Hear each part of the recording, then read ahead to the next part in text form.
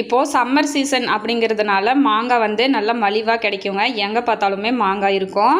கண்டிப்பாக மாங்காய் கிடச்சிதுன்னா இந்த மாதிரி ஒரு சூப்பரான சைட் டிஷ் ரெசிபியை வந்து ட்ரை பண்ணுங்கள். ரொம்ப சூப்பராக இருக்குங்க. எல்லாத்துக்கூடவும் வச்சு சாப்பிட்லாம், கூழுக்கு வச்சு சாப்பிட்லாம், வெரைட்டி சாதத்து கூடலாம் வச்சு சாப்பிட்லாம். அவ்வளோ அருமையாக இருக்கும். இப்போ இந்த ரெசிபி எப்படி செய்கிறதுன்னு பார்க்கலாங்க. அதுக்கு 2 மாங்காய் வந்து வாஷ் பண்ணிவிட்டு இந்த மாதிரி நீல வாக்கில் கட் பண்ணிக்கோங்க.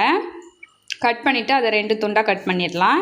பாருங்கள், இந்த அளவுக்கு இருக்கணும் மாங்காய் வந்து. இப்போ மாங்காவை வந்து கட் பண்ணியாச்சு. இப்போ நம்ம இந்த ரெசிபியை வந்து செய்ய ஆரம்பிச்சிடலாங்க. ஃபஸ்ட் டைம் நம்ம சேனலை பார்க்குறதா இருந்தால் சேனலை சப்ஸ்கிரைப் பண்ணிக்கோங்க. மறக்காமல் லைக் பண்ணிட்டு உங்கள் ஃப்ரெண்ட்ஸ் அண்ட் ஃபேமிலி மெம்பர்ஸ்க்கு ஷேர் பண்ணிக்கோங்க. இப்போ இந்த ரெசிபி செய்கிறதுக்கு நான் வந்து சட்டியில் தாங்க செய்ய போகிறேன். சட்டியை வந்து சூடுபடுத்திட்டு எண்ணெய் வந்து ஊற்றிக்கலாம்.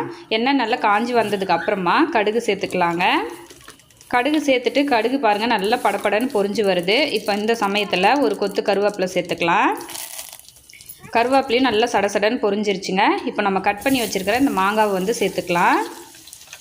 ரொம்ப சிம்பிளான பொருளை வச்சு ரொம்ப டேஸ்டியான இந்த மாங்காய் ரெசிபி வந்து செய்யலாங்க. இப்போ மாங்காயை சேர்த்துட்டு ஒரு தடவை நல்லா கலந்து விட்டுறலாம். மாங்காய் வந்து ரொம்ப வதங்கி வரணும்னு அவசியம் இல்லை, கொஞ்சம் சாஃப்டாக வதங்கி வந்தால் போதும். இப்போது இந்த மாங்காவுக்கு தேவையான அளவு உப்பு வந்து சேர்த்துக்கலாங்க. சேர்த்துட்டு கொஞ்சமாக மஞ்சத்தூள் சேர்த்துக்கலாம். 1/2 டேபிள் ஸ்பூன் அளவுக்கு தனி மிளகாத்தூள் வந்து சேர்த்துக்கலாங்க. சேர்த்துட்டு இப்போ கலருக்காக கொஞ்சமாக காஷ்மீரி மிளகாத்தூள் வந்து சேர்த்துக்கிறேன். ஒரு 1/4 டேபிள் ஸ்பூன் வந்து சேர்த்துக்கோங்க. சேர்த்துட்டு இப்போ இது எல்லாத்தையும் நல்லா வதக்கி விட்டுறலாங்க.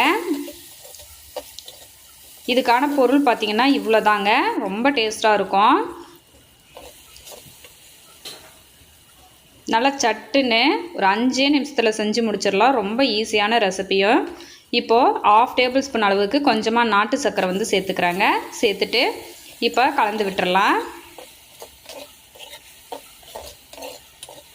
பாருங்கள், அவ்வளோதான். மாங்காய் வந்து நல்லா சாஃப்டாக அருமையாக வதங்கி வந்துருச்சு. அவ்வளோதான். இப்போது இது ரெடி ஆகிடுச்சு.